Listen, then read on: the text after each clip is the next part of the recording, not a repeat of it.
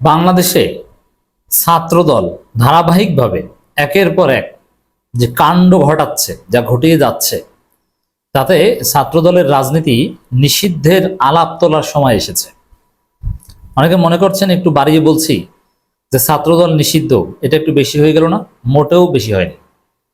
গয়েশ্বরচন্দ্র রায় বলেছিলেন ছাত্রলীগ নিষিদ্ধের প্রতিক্রিয়ায় যে একদিন ছাত্রদলকেও নিষিদ্ধের কথা উঠতে পারে, কারণ তিনি জানেন যে এরা কি করবে। একটা সহজ হিসাব তোলেন যে এটা কেন বাড়াবাড়ি হবে ছাত্রদল নিষিদ্ধের আলাপ তোলা। যেই ছাত্রদল বিএনপির হাতে এখন পর্যন্ত 125 জন নিহত হয়েছে 5 আগস্টের পর, রক্তের দাম নাই, কত শত এক সাগর রক্তের বিনিময়ে আমরা ফেসিবাদ উৎখাত করলাম, হাসিনার পতন হলো, আবারও সেই রক্তে ঝরবে, আবারও সেই ছাত্রদল বিএনপির হাতে একের পর এক লাশ পড়বে, প্রতিপক্ষকে হামলা করবে, মসজিদের ইমামকে পিটিয়ে হত্যা করবে, নিজেদের কর্মীকে হত্যা করবে। মানে এটা কি মগের মুল্লুক নাকি? এই সভ্য যুগে 125টা ঘটনা ওরা ঘটিয়েছে, ওরকম একটা ঘটনা ঘটলেই তো তাকে নিষিদ্ধের দাবি উঠত। আপনি কেন নিষিদ্ধের দাবি তুলবেন না? এরা কি করছে, কত নিচে নেমেছে একটু দেখেন দর্শক। একটা খবর, ছাত্রলীগ নেতাকে ছাড়িয়ে নিতে যুবদল ছাত্রদলের সংঘর্ষ, ছাত্রদল নেতার এলোপাতাড়ি গুলি, এক ব্যবসায়ী নিহতের খবর আমরা শুনতে পাচ্ছি। যদিও এটা 100% নিশ্চিত হতে পারেনি যে ওই ব্যবসায়ী নিহত হয়েছেন, তবে গুলিবিদ্ধ হয়েছেন, এটা বেশ আগেই ছড়িয়ে পড়েছে। তাহলে আপনি চিন্তা করে দেখেন, এমনিতে বিএনপির দুই গ্রুপে কামড়াকামড়ি বা চাঁদাবাজি ডাকাতি করতে যে গুলি, এটা সিম্পল, কারণ এটা তাদের পেশা। কিন্তু নিষিদ্ধ ছাত্রলীগ নেতাকে ছাড়িয়ে নিতে গোলাগুলি, এক নিরীহ ব্যবসায়ীকে হত্যা প্রায়। এরপরও এরা কোন অধিকারে এরা রাজনীতি করতে পারে? এরা তো পেশাগত সেল সন্ত্রাসী। আপনি কেন তাদেরকে নিষিদ্ধ করবেন না? একের পর এক কি লাশ পড়তে থাকবে, এরা গোলাগুলি করতে থাকবে, আমরা চেয়েছে দেখবো, লাশ কাউন্ট করব, গতকালকে বলবো 123, আজকে বলবো 125, আমাদের কাজকে হিসাব নেয়া, এর বিরুদ্ধে কি আমাদের সোচ্চার হওয়া উচিত না? এই ছাত্র দলের রাজনীতি চলতে পারে না। এটা নতুন বাংলাদেশের স্পিরিটের সাথে যায় না। এরা পিওর সন্ত্রাসী, এদের কোনো রাজনীতি নাই। এরা চুরি করে, গরু চুরি করে, ছাগল চুরি করে, মুরগি চুরি করে, ধর্ষণ করে, ডাকাতি করে, এবং নিষিদ্ধ ছাত্রলীগ নেতাকে ছাড়িয়ে আনতে এলোপাতাড়ি গুলি করে। এই গুলি পেয়েছে কোথায় এরা? এরা আওয়ামী লীগের চাইতে বড় সন্ত্রাসী। এখন এত বড় অপরাধ ধারাবাহিকভাবে করে যাবে আর তাদের নিষিদ্ধের আলাপ তুলবেন না, এটা হতে পারে না। এদেরকে এই ধরনের সন্ত্রাসীদের মাঠে রেখে কিসের নির্বাচন? এরা জনগণকে কি প্রচারণা চালাতে দিবে, ভোট দিতে যেতে দিবে? এরা তো এলোপাতালি গুলি করবে। এজন্য এই সন্ত্রাস দমন ছাড়া, এই সন্ত্রাসকে নির্মূল করা ছাড়া বাংলাদেশে নির্বাচন হতে পারে কিনা সন্দেহ আছে। নির্বাচনের প্রচার প্রচারণা শুরু হলেই দেখবেন যে বিএনপি সন্ত্রাস শুরু করেছে, তারপরে সেই সন্ত্রাসের কারণে নির্বাচন স্থগিত হবে। ছাত্রদল ছাত্রলীগের মতো বেপরোয়া হয়ে উঠেছে ক্ষমতা আসার আগে, বোঝা যায় ক্ষমতা আসলে ছাত্রলীগকে ছাড়িয়ে যাবে।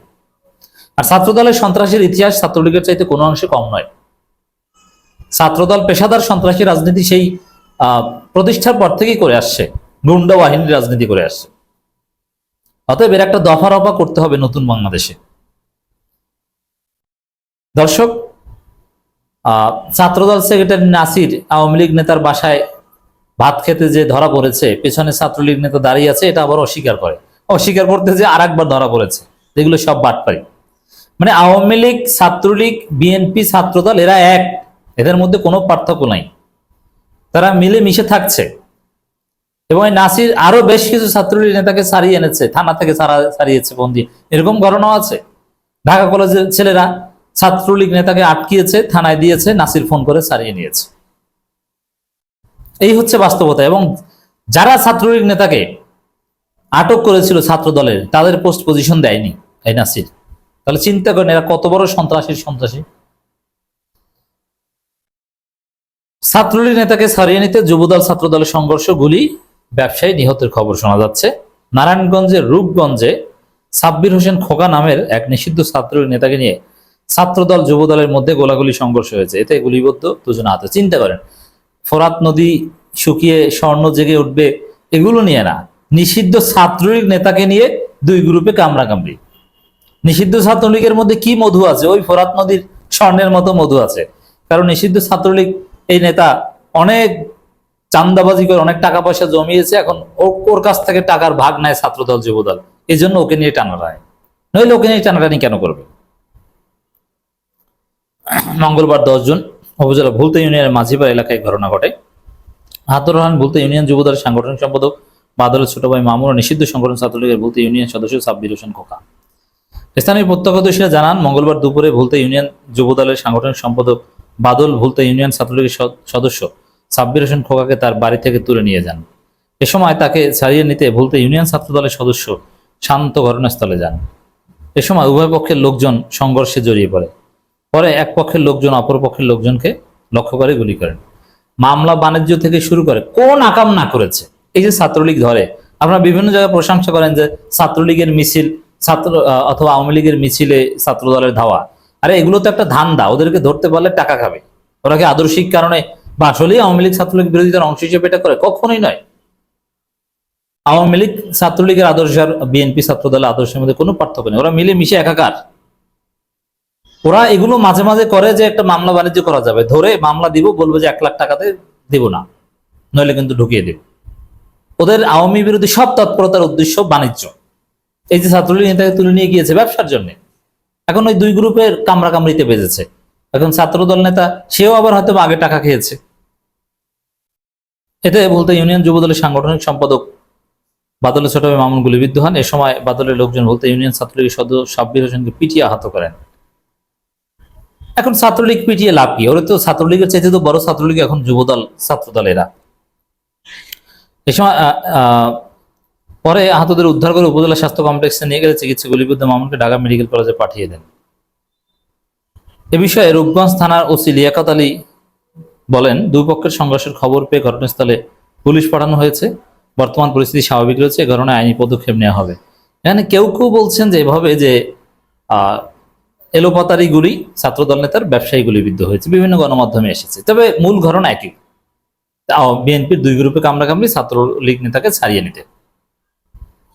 এখন ওই যুবদল নেতাকে কেউ কেউ বানিয়েছে ব্যবসায়ী, কিন্তু সবাই বিএনপি, ওরা সবাই খারাপ। দর্শক, কুমিল্লা 10 আসনের একজন এমপি প্রার্থী সম্ভবত, তার উপর হামলা করেছে বিএনপির আরেক পক্ষ। ফেস দ্য পিপলের কর্ণধার সাইফুর রহমান সাগর ফেসবুকে পোস্ট দিয়ে তারেক রহমান দৃষ্টি আকর্ষণ করছেন, যেগুলো নিয়ন্ত্রণ করেন একজন সংসদ সদস্য প্রার্থী, তিনি নিরাপদ না, তার উপর হামলা চালায়। হামলা অন্য কেউ চালায়নি, বিএনপির অন্য কোনো শত্রু নেই। বিএনপির শত্রু এখন বিএনপি ধ্বংস হবে বিএনপির হাত ধরে, বিএনপির গ্রুপিং হবে। দর্শক, ছাত্রদল একটা সিদ্ধান্ত নিয়েছে। বাংলাদেশ জাতীয় ছাত্র কেন্দ্রীয় সংসদের সিদ্ধান্ত মোতাবেক সাংগঠনিক শৃঙ্খলা এবং সুনির্দিষ্ট অভিযোগের ভিত্তিতে নারায়ণগঞ্জ জেলা শাখার সাবেক প্রচার সম্পাদক জাহিদুল ইসলাম বাবুকে প্রাথমিক সদস্য পদে স্থায়ীভাবে বহিষ্কার করা হলো। এখন এই বহিষ্কারের সিদ্ধান্ত নেয়, মানুষ বলছে যে ওরে রাকিব নাসির, তোরা পদত্যাগ কর, তোরাই তো আসল ছাত্রলীগ, আসল ঝামেলা, আসল সন্ত্রাস। ওরাই তো আওয়ামী লীগের আসল প্রশ্রয়দাতা। আওয়ামী লীগ নেতার বাড়িতে খায়, ভরি বস পেট ভরে খায়। ওদের পদত্যাগ দরকার, ওদের বহিষ্কার দরকার, ছাত্রদল সভাপতি সেক্রেটারিকে সরিয়ে দেওয়া দরকার। এরা বাংলাদেশের রাজনীতিকে কলঙ্কিত করেছে, এবং এই ছাত্রদল যা করছে দেশব্যাপী, এদের নিষিদ্ধ প্রয়োজন, সাময়িক নিষেধাজ্ঞা দিয়ে এদের নিয়ন্ত্রণ করা প্রয়োজন, অথবা বিএনপির উচিত নিষিদ্ধ করে দেওয়া যায় না, ছাত্রদল বলতে আমাদের কিছু নেই।